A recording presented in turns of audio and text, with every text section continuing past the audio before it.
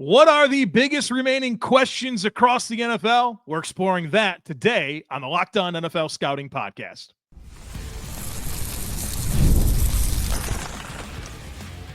You are Locked On NFL Scouting with the Draft Dudes, your daily podcast for NFL and college football scouting. Part of the Locked On Podcast Network, your team every day.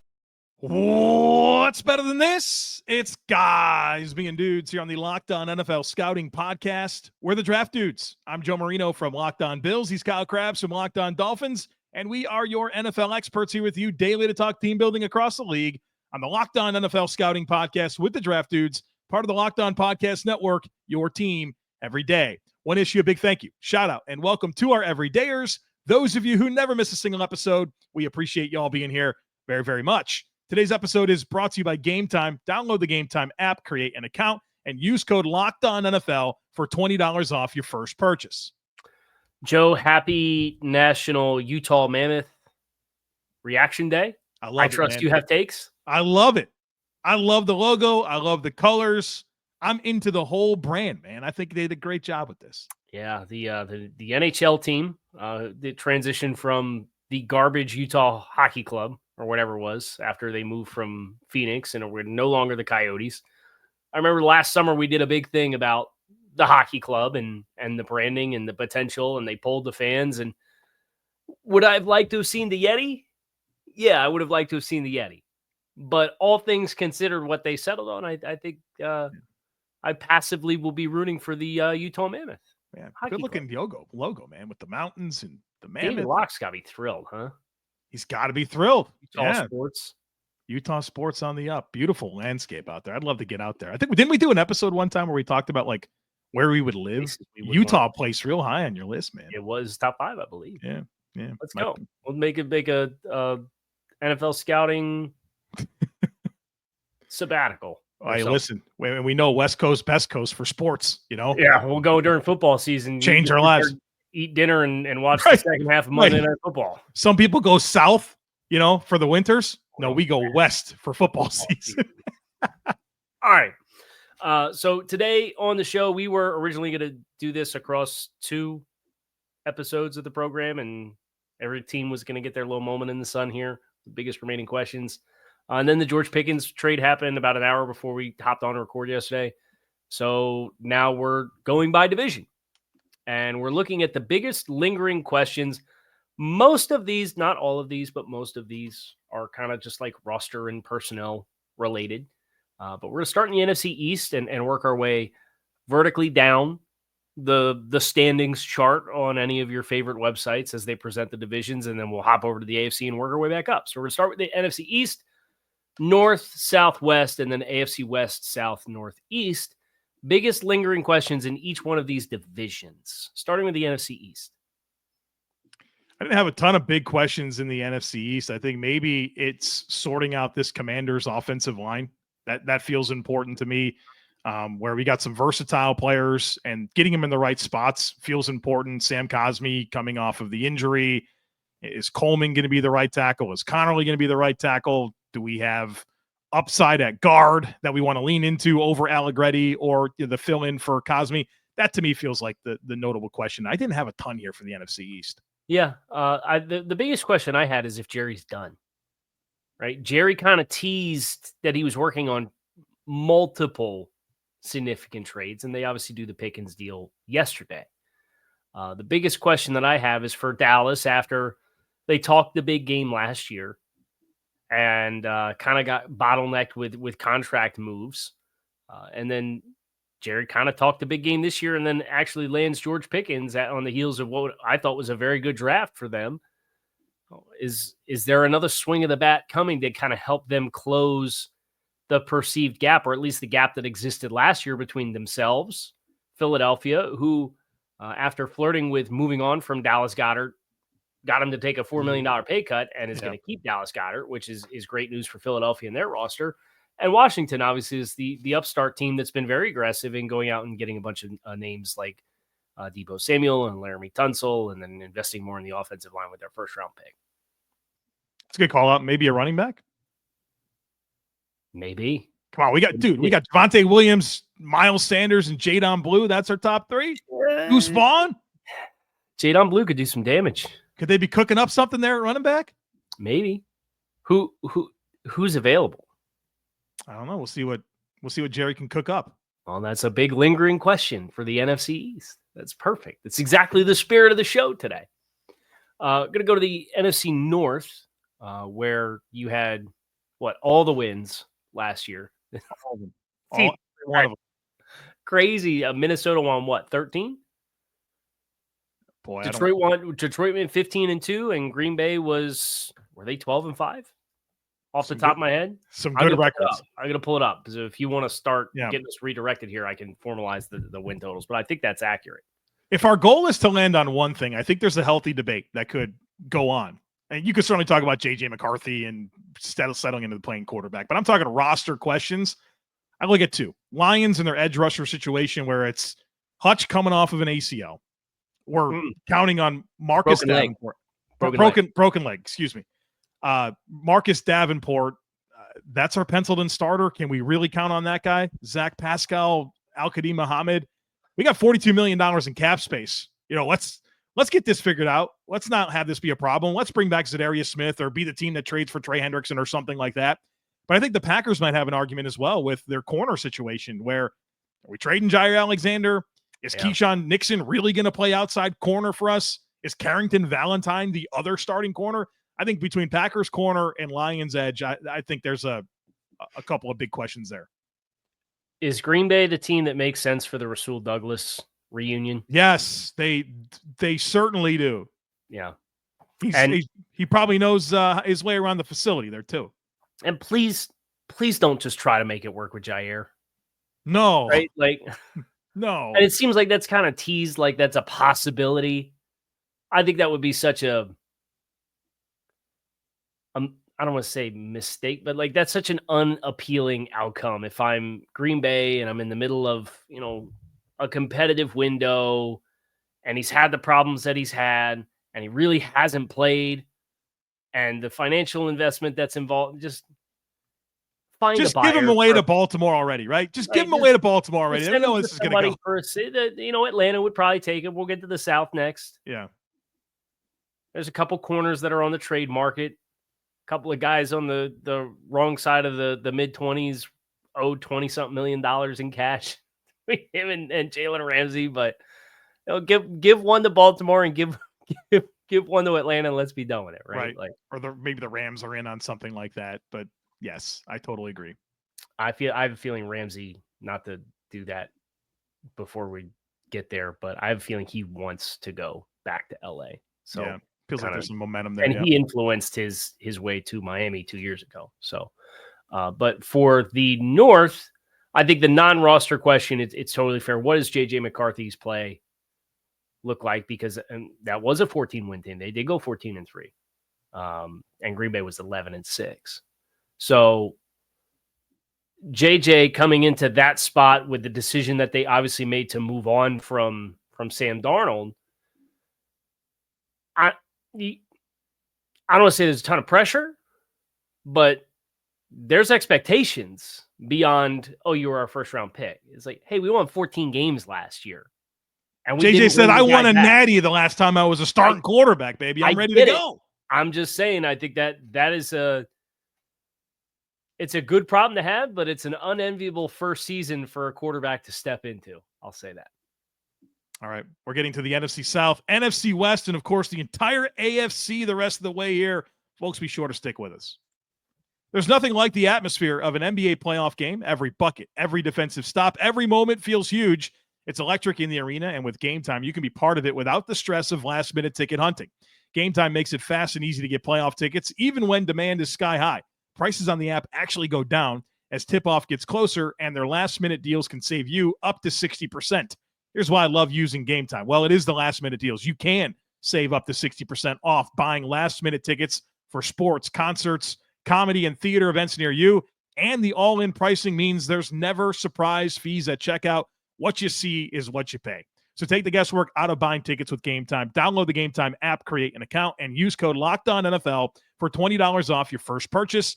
Terms apply. Again, create an account and redeem code LOCKEDON NFL for $20 off. Download Game Time today. Last minute tickets, lowest price guaranteed. NFC South, where the Tampa Bay Bucks continue their reign over the rest of the group. Atlanta 8-9, Carolina and New Orleans both 5-12. Biggest remaining question in this division is blank. It's probably who's playing quarterback for the Saints. This battle between Tyler Shuck, the was number 40 pick in the draft, Spencer Rattler. That's probably the competition, right? I'm not going to really count Jake Haener into this, but do we have a starter? Because New Orleans still kind of operates like a team that is going to compete. You know, they trade for Devon Godchow and they sign Justin Reed and they extend Alvin Kamara.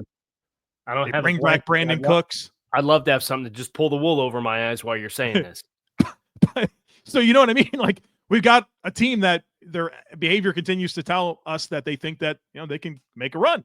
Yeah. All right. Well, who's playing quarterback?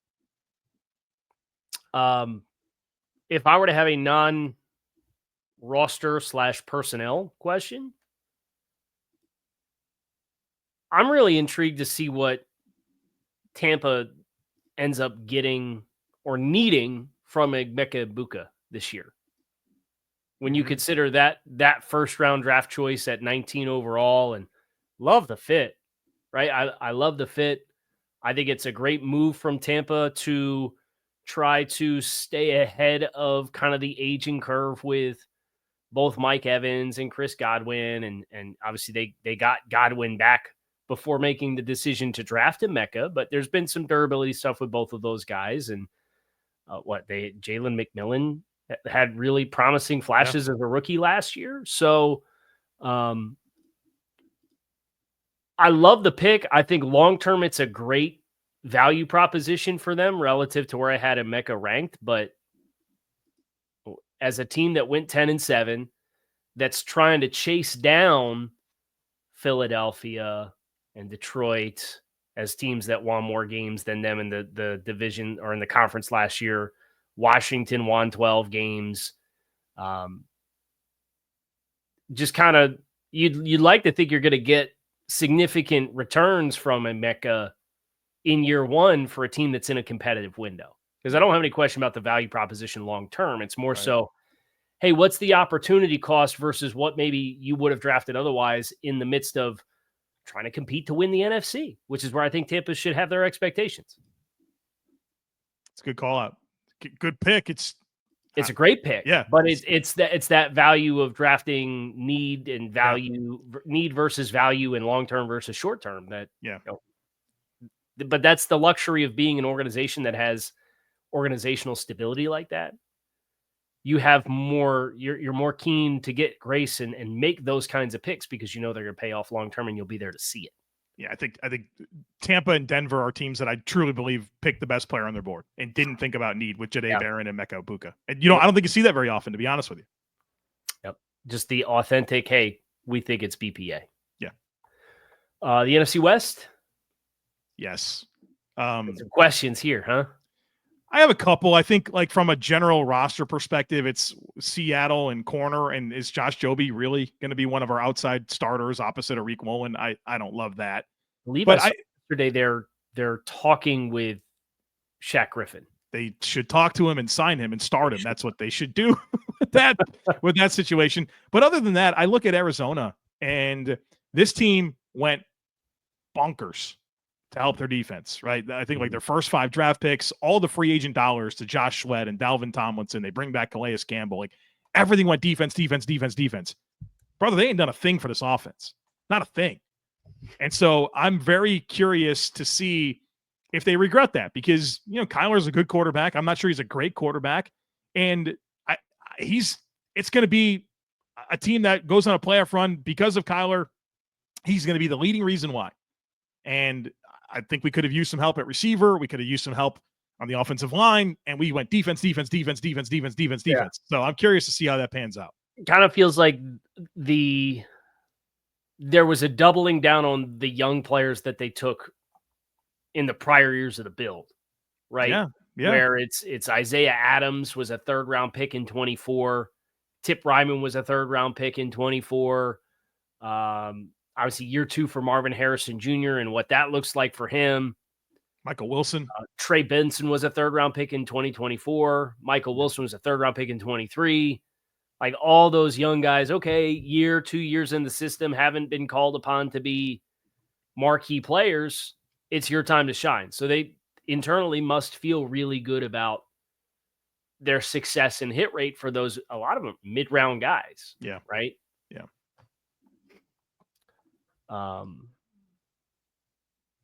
I think the biggest non-personnel question I have with the West is just how dramatic the shakeup is in San Francisco and like what the product looks like this year. Right. And I think it's also fair to question, like, what's the price point going to be on the Brock Purdy contract? That's an unresolved bullet point in this division as well, which it sounds like they want to get that done.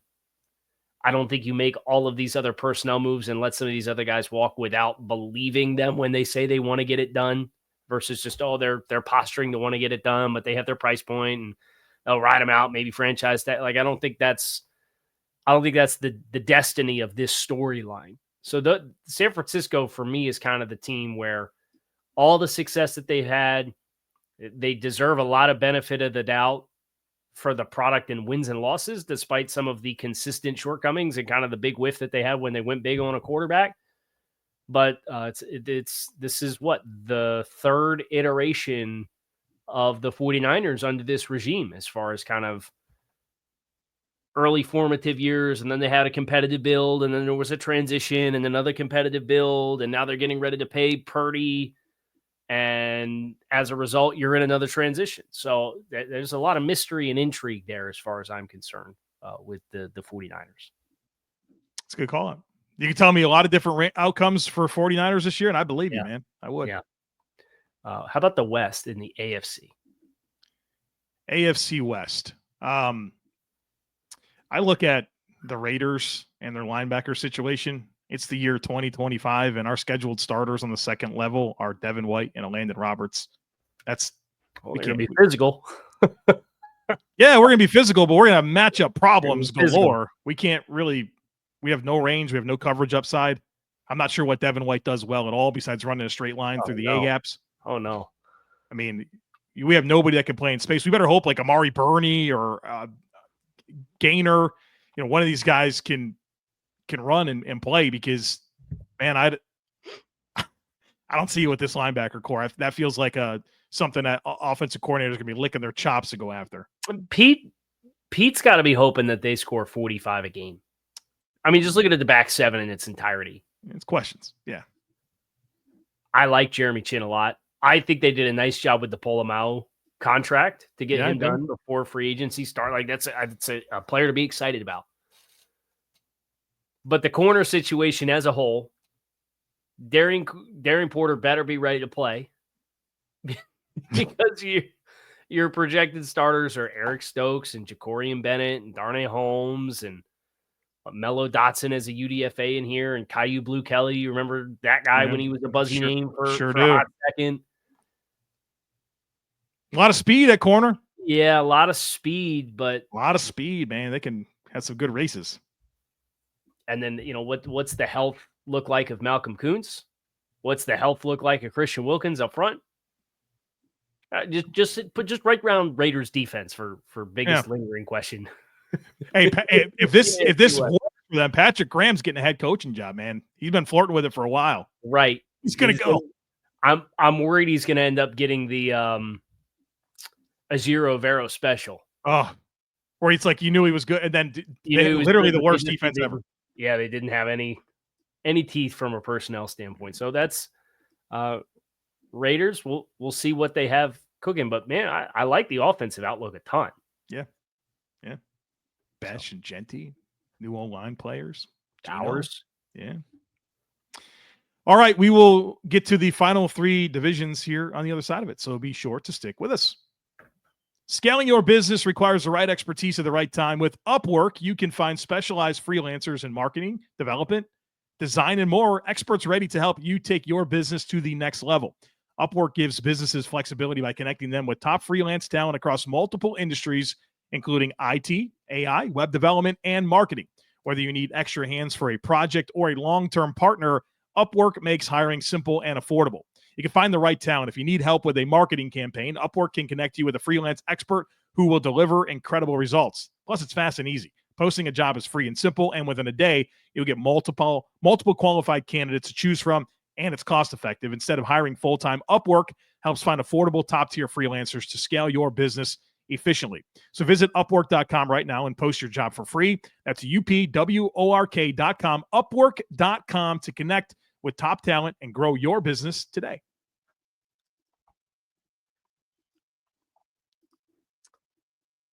AFC South, where the Texans reign supreme, number 1 overall pick lands. What do you got? I think from a personnel standpoint, Tennessee wide receiver situation and how it shakes out is pretty high up on my list of questions. Yeah, I think we'll see. They got some guys there. They got Eliki Umanor, who I really kind of like, and didn't they get Shamir Adike as well? Yes, I think it's part of their combo. Restrepo as a UDFA, so like they got young guys in with different kinds of skill sets, but it's how do those snaps end up getting distributed when you sign Tyler Lockett and have Calvin Ridley and Treylon Burks exists? And I'm not sleeping on Restrepo, man. I watched I was watching a defensive player against Miami, and you're watching Cam Moore a little bit, man. They had a little something going, brother. Something going for sure. Good route runner, great hands, savvy ball skills. Can make good adjustments. Run slow.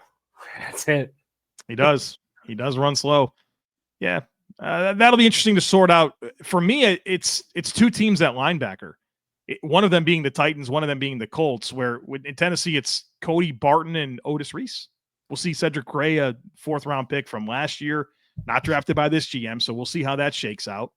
They got a good front for sure that, I think will maximize the ability of the second level, but I don't know about Cody Barton and Otis Reese. And then with the Colts, it's Zaire Franklin and who? We used to have all the linebackers with the Colts, man. Andre Campbell's out there. He sure is. Yeah, he sure is out there. But are we going to lean into who? Is it this Jalen Carlisle's Cam McGrone is going to be a thing? Like I have questions about those 2 linebacker situations. But again, another team with a good front in front of them. So we'll see how it shakes out. That just looking at the available unrestricted free agents, that might be one of the most picked over spots.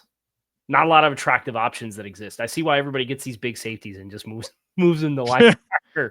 Yeah. It's Devondre Campbell. Kaiser White played meaningful snaps for Arizona last year. Sign that guy, right?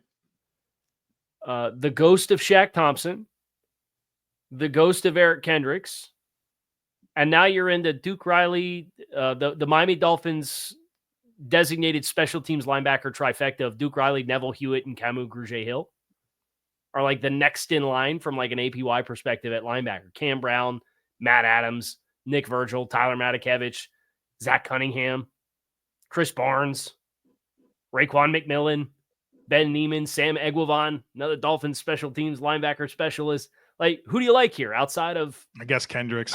Kaiser White. Kendricks and Kaiser White, yeah. And 33-year-old Eric Kendricks. It'll be another. Ernest Jones got traded a couple times. Maybe a guy like that these teams go after. You get bounced around 3 different teams in 2 months. Right. Some teams going to be really glad they got him and pay him $9.5 million, which is what Ernest Jones ended up getting. Yeah, 100%. It's a good call out. AFC North, but you're not allowed to say Aaron Rodgers and the Steelers quarterback. Good. I'm happy to not. I think we can all agree on what's going to need to happen there. But I look at 2 things, Kyle. The Bengals in this Trey Hendrickson situation. Is there going to be a resolution? We're just going to cross our fingers and hope he shows up. If not, we're leaning into Miles Murphy, Joseph Asai, and Shamar Stewart, right? Like super toolsy, unproven players at edge for a defense that was our problem last year. We're talking about our best player here in Trey Hendrickson.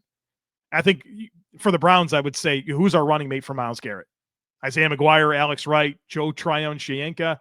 I look at those 2 situations as probably the most, because we're not allowed to talk about Steelers quarterback. I think those really loom large for me.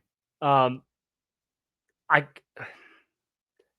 Bengals better get the Trey Hendrickson thing figured out, because if they don't, I'm going to ask you something. Don't take it the wrong way, because which group would you less be excited about if the Bengals don't have Trey Hendrickson?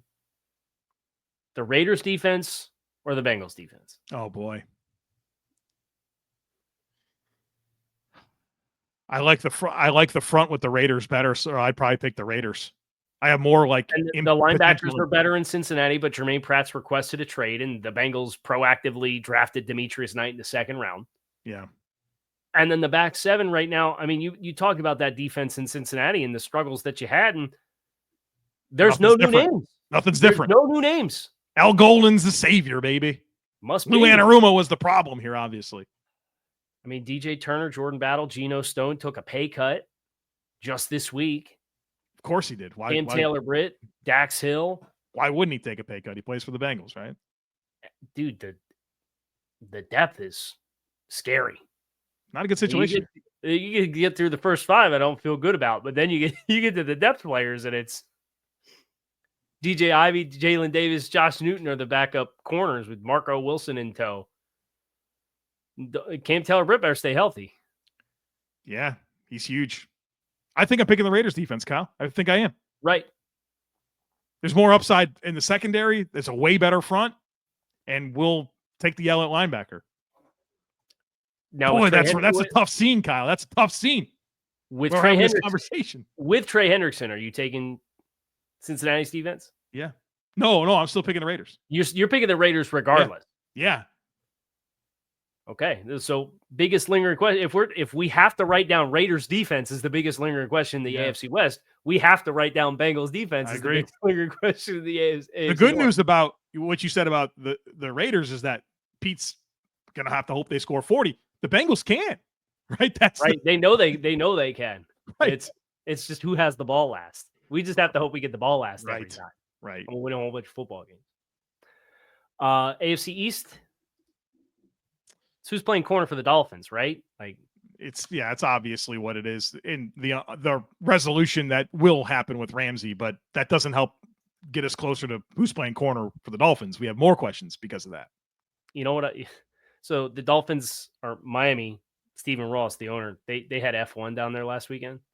Yeah, I saw this. There was a whole conglomerate. It was like 12, 15 Dolphins players rolling around the F1. Paddock and Mike McDaniel was there with him. You know who was there but was not with any of those players? Jalen Ramsey. Jalen Ramsey. Oh yeah. So this is done. This is done. Yeah, he rolled up on his own to F1 without anybody there in his backyard. Is there a player to bring back from the Rams?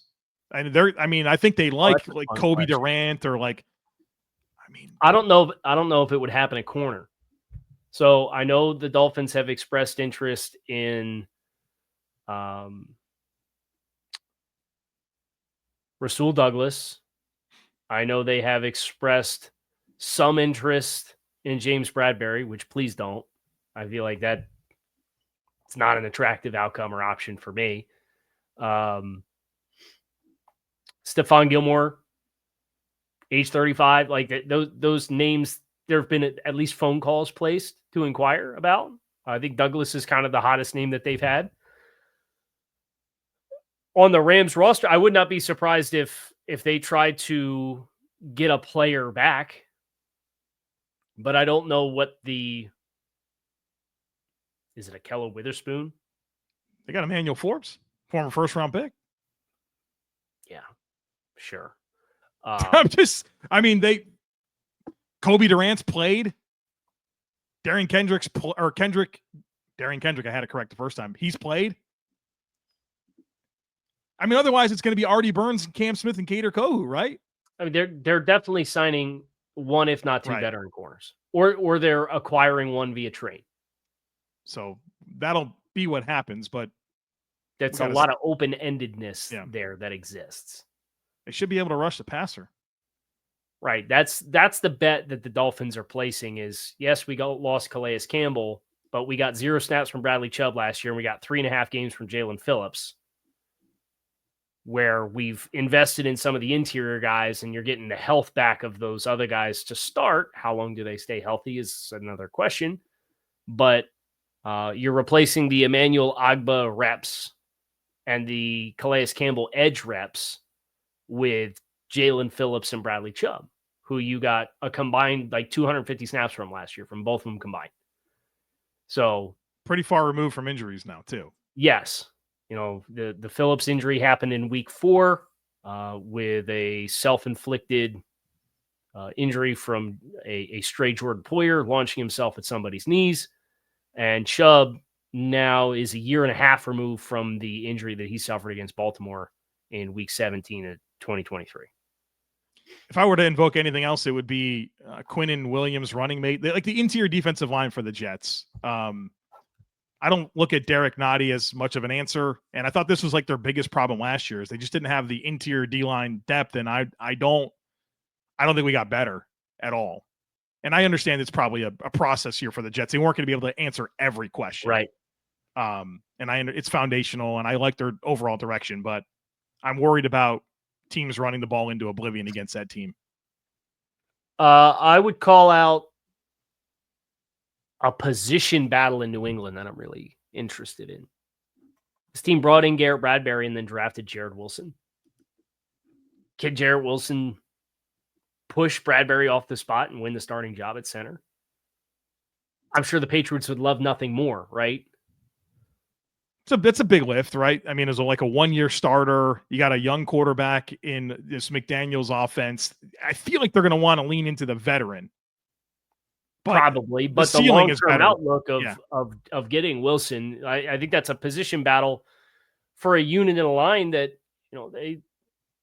City Sal, Layden Robinson, Cole Strange, Wes Schweitzer as a vet, those guys all kind of competing for that guard spot because I don't think Bradbury or Wilson profiles as guard. I think they're center exclusive players. Center only, right? Yeah. So that for me is kind of where they've got a lot of moving pieces. And really only one spot for two spots for 5 guys that have all been reasonable investments the last couple of years. They have some interesting cuts that are going to happen at receiver as well. Yeah. Not anybody that's going to come in and be a top 3 wide receiver for anybody, but I'm sure there's a whole bunch of teams that would be interested in having whoever gets cut out of. I'm just going to read the whole room because you're not going to keep 6 of these, maybe like 5 or 6. Yeah, in a best case scenario, you're keeping 6 of Steph Diggs, Kyle Williams, Mac Hollins, Pop Douglas, Keyshawn Butte, Kendrick Bourne, Javon Baker, and Jalen Poole. Yeah, like I would argue both the draft picks from last year might be on the outside looking in. Other Butte was their best receiver last year, right? So, like if you're going off of performance and recent investment, like they signed Hollins this year. They signed Steph this year. They drafted Kyle Williams in the top 100. Those are the only 3 that feel safe to me. Kendrick Bourne probably. I would probably lean into the youth and upside of the draft picks over Kendrick Bourne. But some guys are coming free. What do you guys could carry 7 receivers? No, you're not going to do that. 6 at the most. So there'll be an interesting name and kind of some of the chaos of that unit last year. Maybe somebody can get a steal off the waiver wire. So. That's going to do it for us here today. Locked on NFL Scouting. Kyle Krabs, Joe Marino. Takes on takes tomorrow. Joe's going to solicit your hot takes. We'll give our reactions to your takes tomorrow on the program. We hope to see you then. Enjoy the rest of your day, and we'll talk to you all again soon.